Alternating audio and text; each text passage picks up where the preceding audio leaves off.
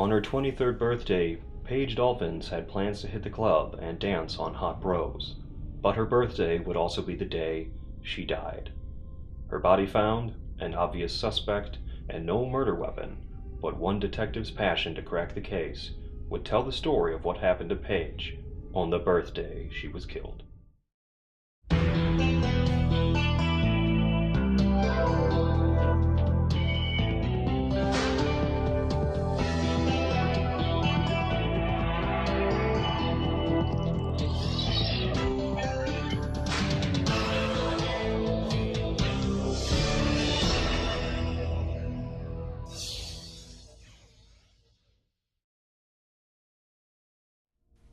It was November 29th.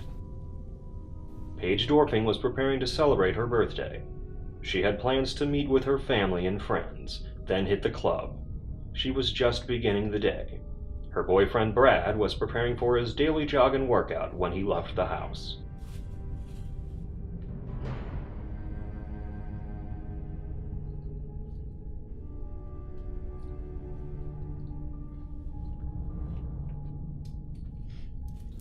He said goodbye to Paige.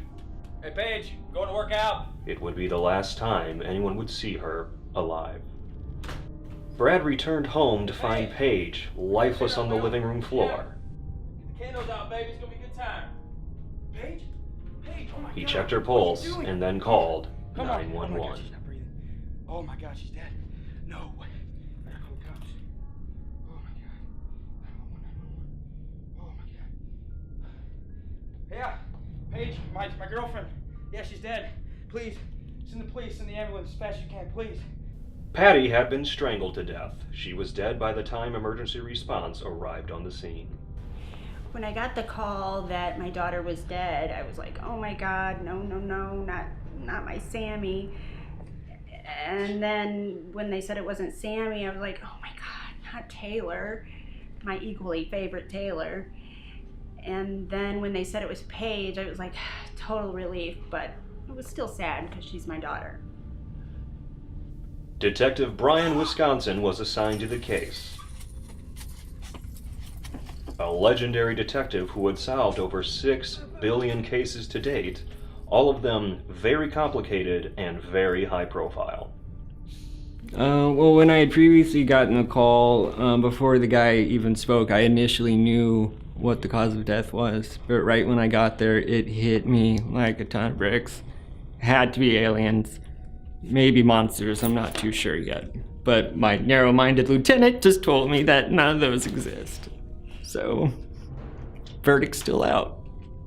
We got the beakers in, with the we metamorphosized them, more or less. And the pH levels right away, way off balance.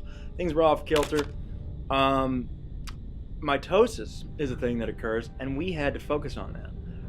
In biology, you do not know where does the ball stop. Mammoths exist, at one point, and we know that. But how do we determine whether or not someone died at the scene or they died in a car accident on the way to the scene? It's very hard. Police turned their attention to Paula's boyfriend Brad. He claimed that he had left Pam alone to go on his daily workout and jog. What's up, Brad? Dude, yard's looking great. Hey, you're looking great, man. Bro, I try. Yeah, still being super faithful to Paige. Dude, come on, you know me, brother. I know, man. You have a good day, brother. You too, man. Take care, brother.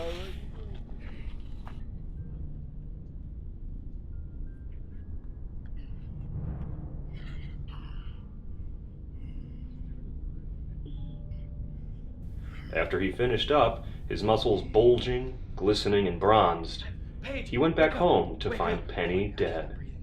Paige, wake up. Come on, Paige. In this particular case, I don't walk in and I don't look at the murder weapon. I don't look at the blood patterns on the wall or fingerprints that are usually everywhere.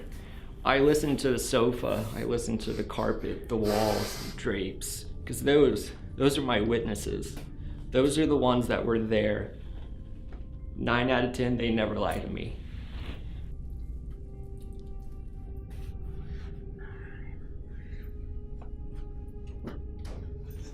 And so when I walked in, I instantly knew that he had left for Branson, and so that's That's where I went right after the crime scene.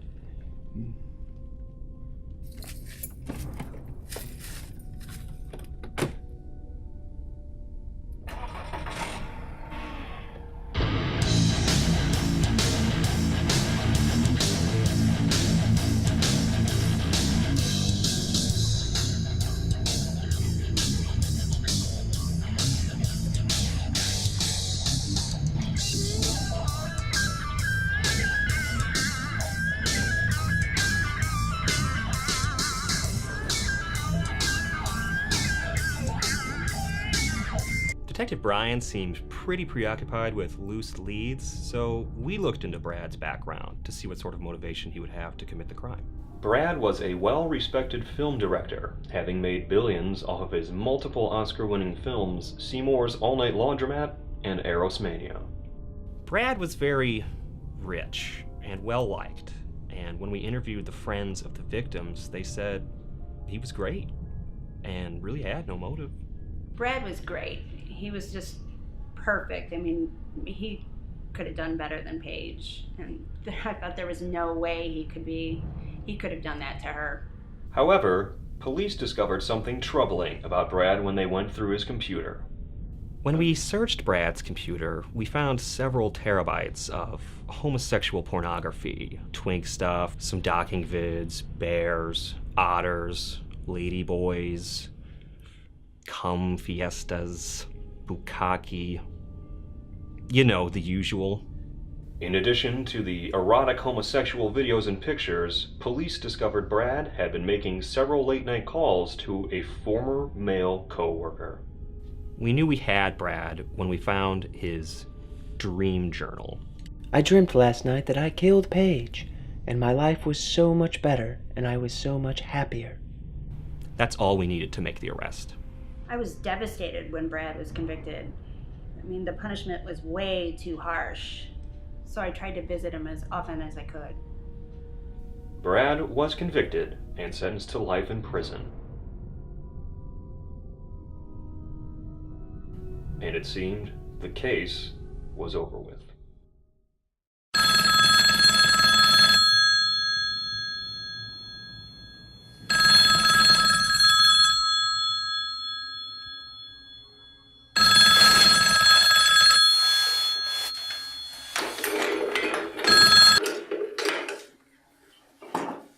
Oh, Gary, I told you I'm going to be at least 45 minutes to an hour late.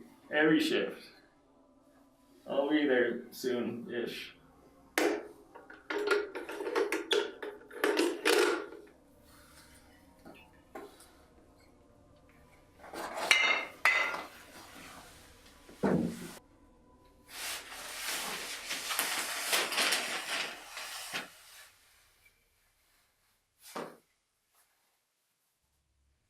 Oh, P and com. Damn it.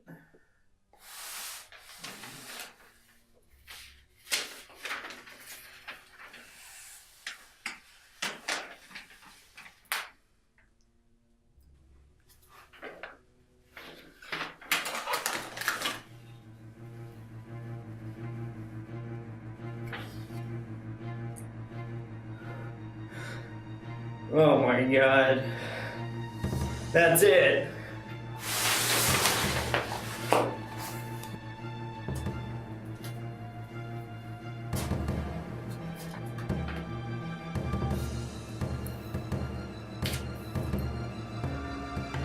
That's it! I know who killed Paige Dolphin. Philip Seymour Hoffman. Brian, Mr. Seymour Hoffman was dead for years before the murder. Oh, no. That's the perfect alibi. Okay, we need to exhume his grave immediately. I'll go grab a shovel. Detective, we already solved the case. No. We arrested the boyfriend. Surprise! You've been in Branson for 6 years. 6 years? Oh. What are we supposed to do? Well, back to square one. I'll get started. We solved the case, detective. I have real police stuff to get to. Just get out. No. How'd you solve the case with all this missing evidence that I took from the crime scene?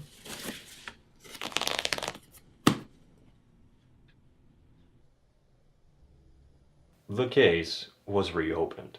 And it was my bad. I should have left a note telling the police that I was taking the evidence with me to Branson, but I wrote another note saying to leave that first note, and I lost that second note, so the evidence came with me all the way down to Branson, but you know, luckily no one got hurt, so we're good. Brad had spent 6 years in the most hardcore butt rape prison in the world. He was released immediately after his DNA wasn't found on the victim. We swabbed the DNA of several friends and family members of hers, and it came up empty. There were no matches.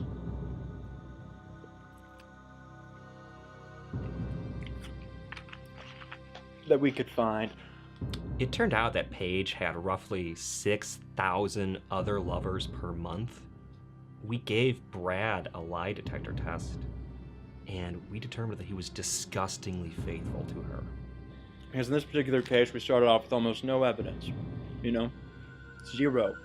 But then, 6 years later, we had a plethora of it.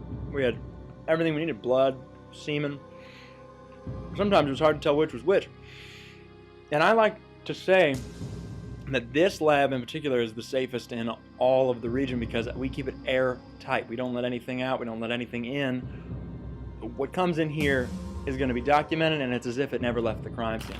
Because we do not make mistakes around here. And I'll tell you something else. Holy shit. Holy shit. Oh my fucking God.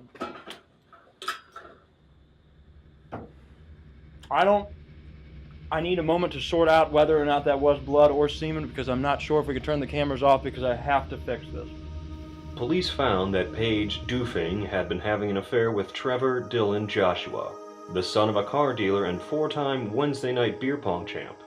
However, after questioning, he was ruled out, having been at a Jason Aldean and Drake concert with his bros that he hooked up with after a few beers. Police then turned their attention to another lover, LaJamal Travius Brown. This is where police got their biggest clue.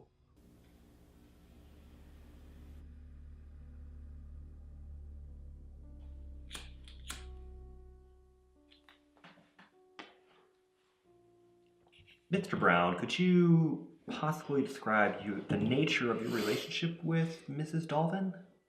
Were you, by chance, near or going to her house the night of November 29th? Did I kill Paige? No. All I was doing was going over to her house to see her. And when I pulled up, only thing that I saw was a red SUV in her driveway. Okay, as far as I'm concerned, you're free to go. Brian, you have anything to follow up with? Yeah, I'm tired of this shit. What? Brian? Brian? No. Let's do it. Sorry, he does this. No, I'm tired. Let's get it done. Okay, brother. Sorry, Brian. No.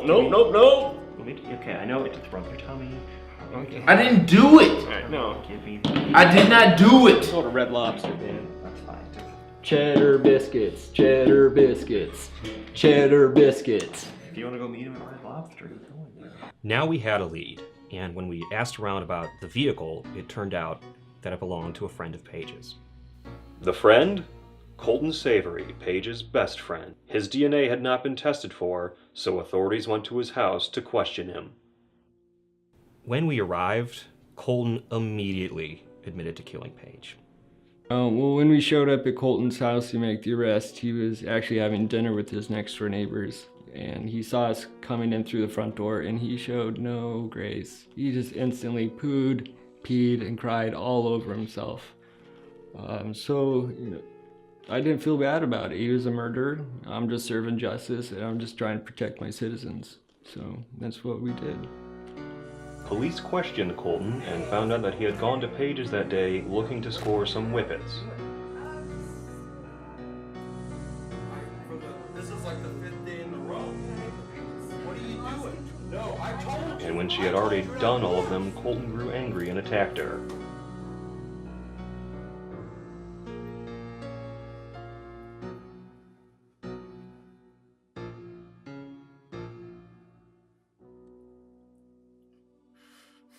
He then ransacked Paige's closet, taking some of her cuter garments to wear in front of a mirror later. Then drove off, leaving Brad to find the body. I wasn't surprised at all it was Colton. I knew that he would kill her one day. Yeah, I did it. Oh well. I was tired of the abuse. She begged for this. Prison's nice. Kind people here. Plenty of cigarettes. She would have wanted me here. The case was finally solved after 6 years. Detective Brian was back to his hero status, and Brad was able to rebuild his reputation and get his life back on track. You know, I know I probably should be mad about all of this. The wrongful imprisonment, all the lies told about me, everything, just my life being completely uprooted. But to be honest, Paige's death was the best thing that ever happened to me. It allowed me to finally be myself, and I gotta tell you, I'm just so much happier now.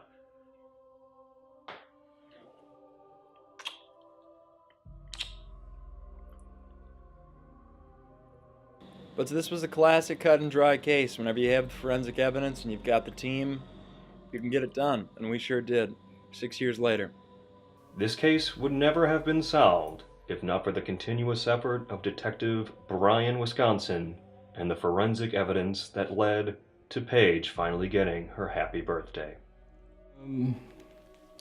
Yeah, even though all the evidence, was conclusively telling that it was Colton, I'm still pretty sure it's Hoffman. So, in my mind, the case isn't over, but the jury convicted Colton, and that's who's gonna fry. But for now, I just need a break, and I think I'm just gonna hit the Bible Belt.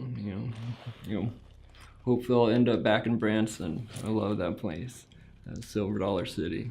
So I'm gonna head out down there and just relax for a bit.